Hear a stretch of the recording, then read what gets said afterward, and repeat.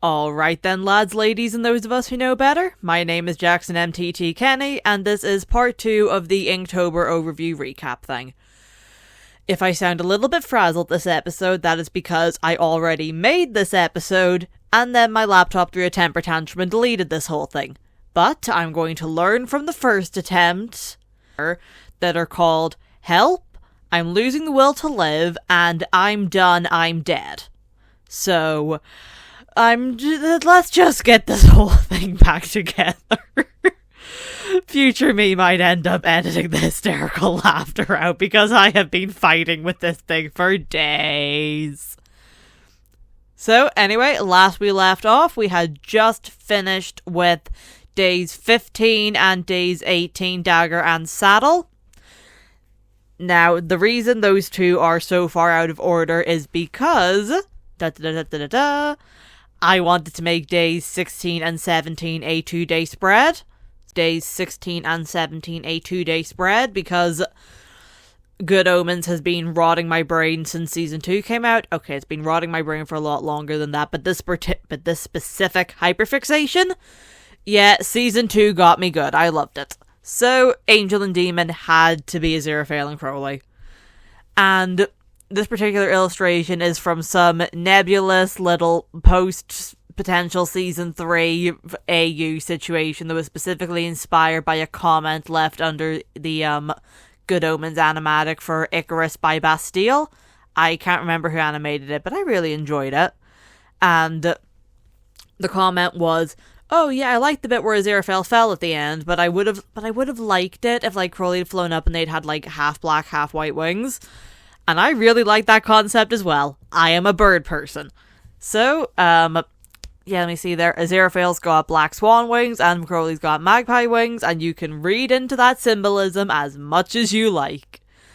And also, it's a little bit hard to tell because the glare from the light was coming off this when I photographed it, but right above Aziraphale's wing, there are 2 little blue stars that are slightly bigger than the other ones. That's Alpha Centauri. You're welcome. And that brings us on to days 19 and 20. So, the prompt for day 19 was plump, and I didn't want to make anything accidentally offensive, so I went down the cute little round owl direction. My favorite owl is the tawny owl because I had to do a project about them back in like P2, and I've had a wee soft spot for their grumpy tiny faces ever since. And it wasn't meant to look like someone had just walked in on an owl learning like a curse spell or something, but you know what? Let the owl do its own thing. We've all stayed up late to read a book at one point. Let him do a thing.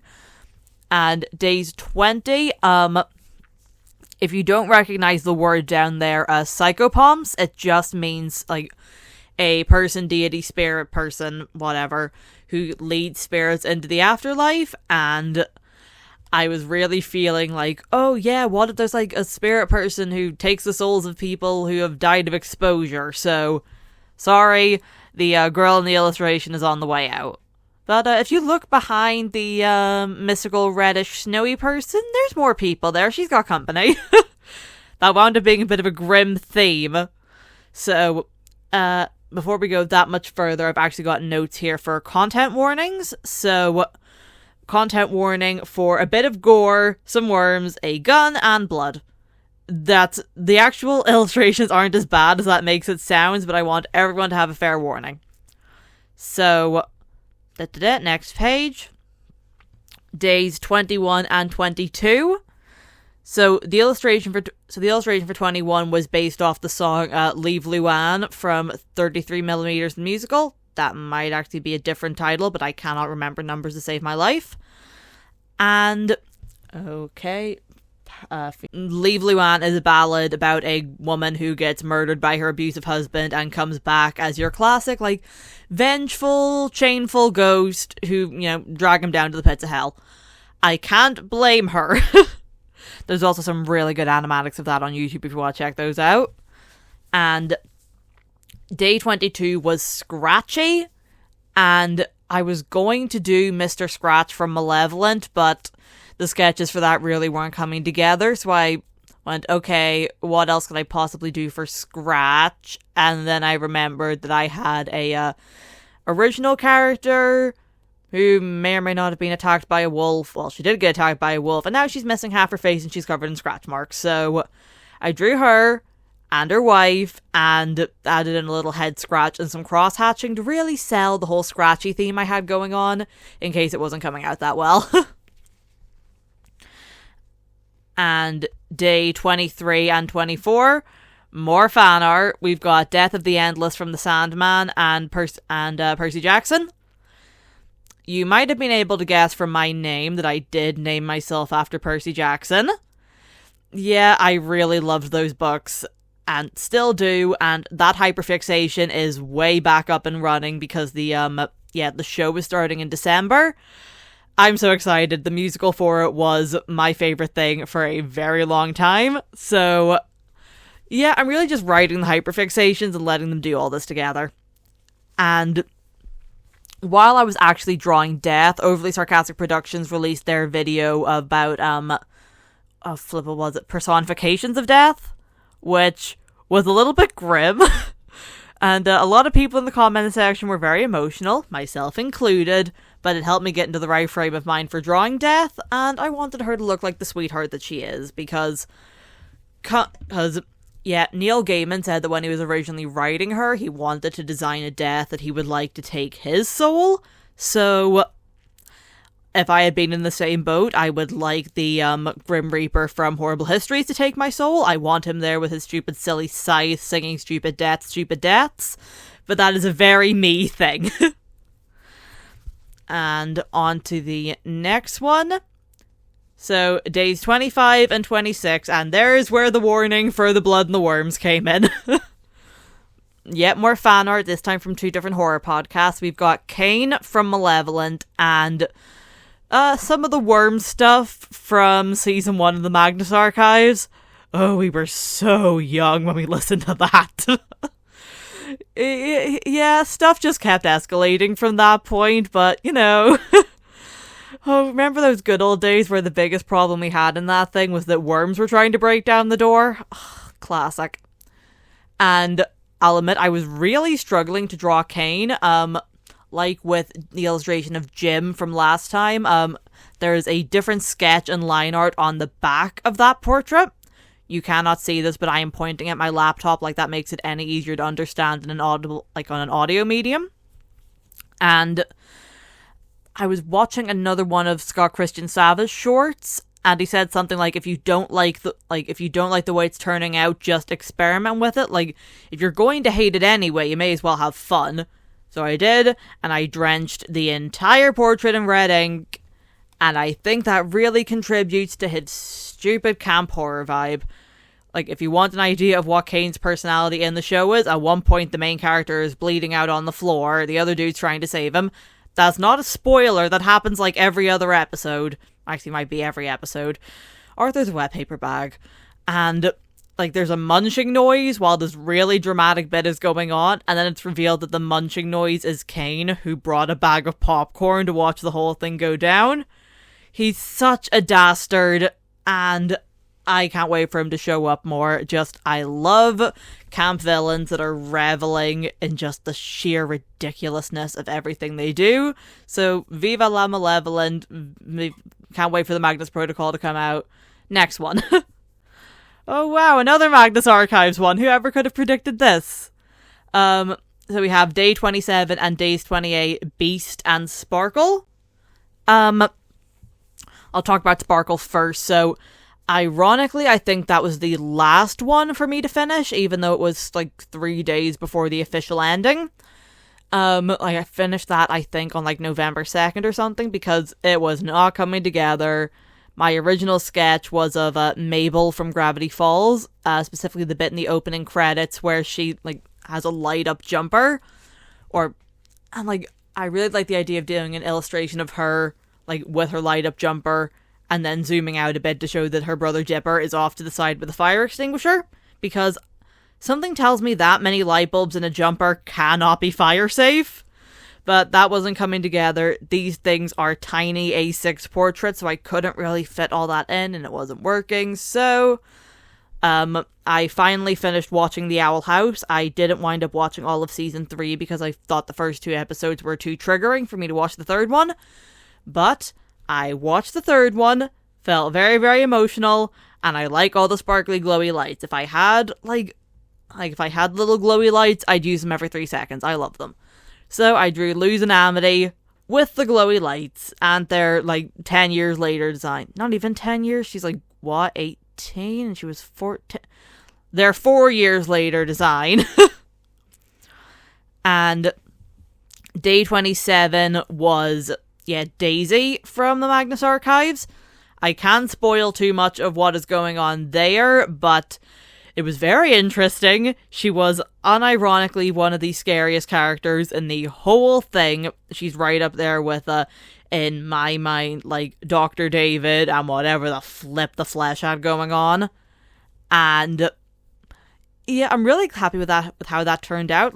I'm just getting back into drawing animals, and I like how the wolf turned out. He's kind of creepy. I like it. I'm on team, I really do love wolves, but they are one of the very few animals that give me the genuine heebie-jeebies. So, thank you, Daisy, for being fun to draw. I had so much fun with that, and my Pinterest board history is just getting weirder. So, days 29 and days 30, keeping up the animal theme. That is based off of a direct copy of an image of someone canoeing or kayaking. I don't know all the words for wee boat, and with 2 big whales underneath them, and that's so cool.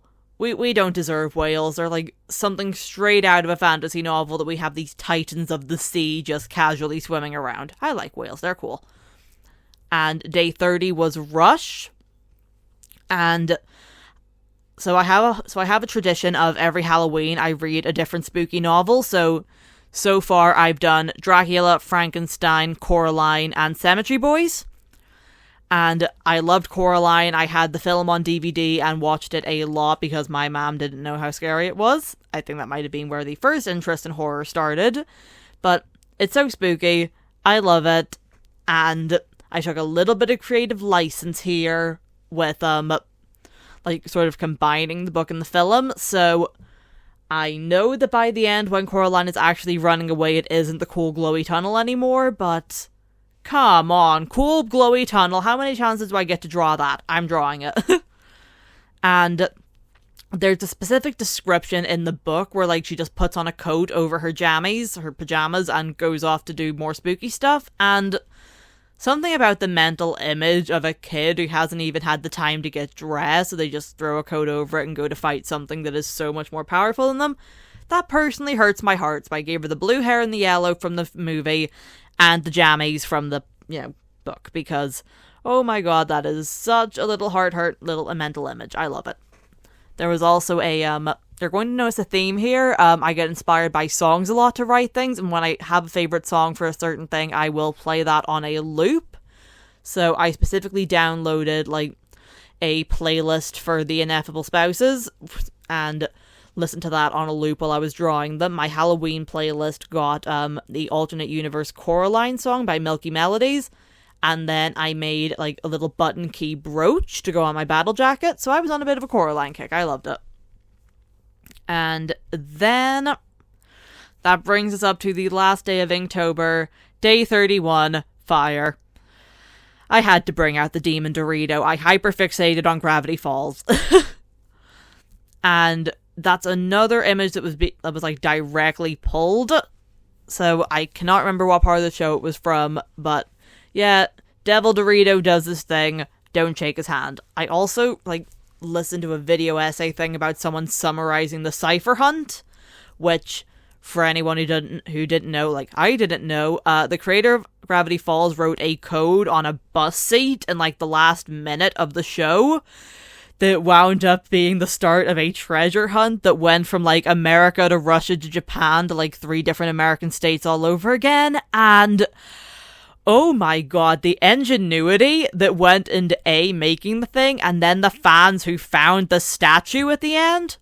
My gods, it was interesting, even if I understood next to nothing about the actual clues and ciphers. My brain is not built for that.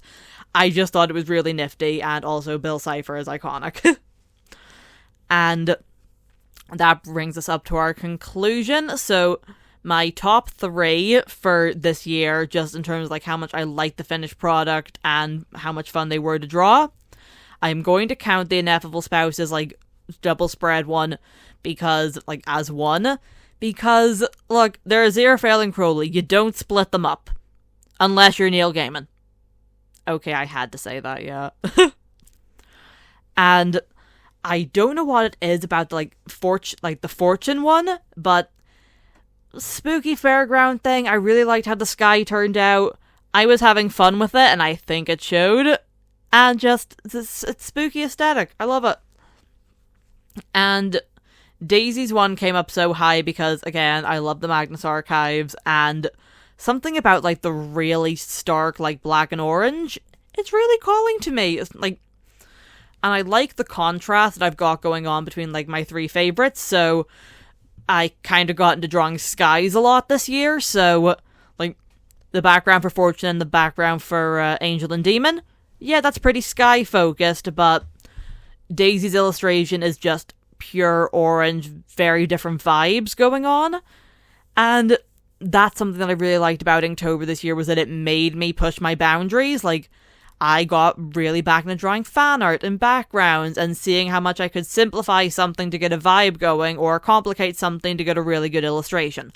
And the 2 main reasons I got into art to begin with was because I wanted to be a costume designer for the Barbie films and Monster High and Ever After High when I watched those a bit later. And I wanted to be an illustrator for books. So my heart belongs to, like, storytelling. And I love that I can draw so many different pieces for like just one prompt, and then my top 3 can look so distinct from each other. Like, thank you, Inktober, for the opportunity. I really appreciated it. Now we're going into the slightly more technically art stuff. So the reason I think I was able to complete Inktober this year was because I made it a little bit more manageable for myself. So in years past, I had tried to draw on, like, A5, which is just too big. It's not, like, A5 is, like, half a normal size page, and that was still too big. So this year, I really limited, like, what art supplies I could use. Specifically, I limited it to whatever would fit in my plein air art case. Plein air just means, like, drawing outside or drawing out and about. And being able to just stick all my Inktober stuff into a bag and then take that with me anywhere, like, that was really helpful. Because that meant I could take it to college right before I dropped out.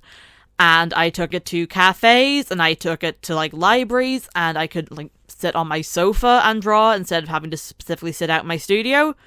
Which was great because my studio is a shed in the back garden, and it gets freezing. So it was really nice to, like, know that I wasn't obligated to spend, like, 2 hours in the studio every day. I could just pick it up and go elsewhere and then really knock it out. So this photograph was taken, like, back in September, I think, so it's not quite accurate to what's in there now, but, you know, you can see the basics, like, the aqua pens, the Derwent Inktense ink palette, tiny sketchbook, sleeve thing, board to rest the paper on, couple swatch sheets, gel pens, mechanical pencil, rubber, ruler. And also replacement graphite for the mechanical pencil, but you can't see it there. And I think that just about brings me up to the end of Inktober, which I'll admit I'll be sad to see this go, but I did also miss doing, like, full, like, A4 or even A3 illustrations.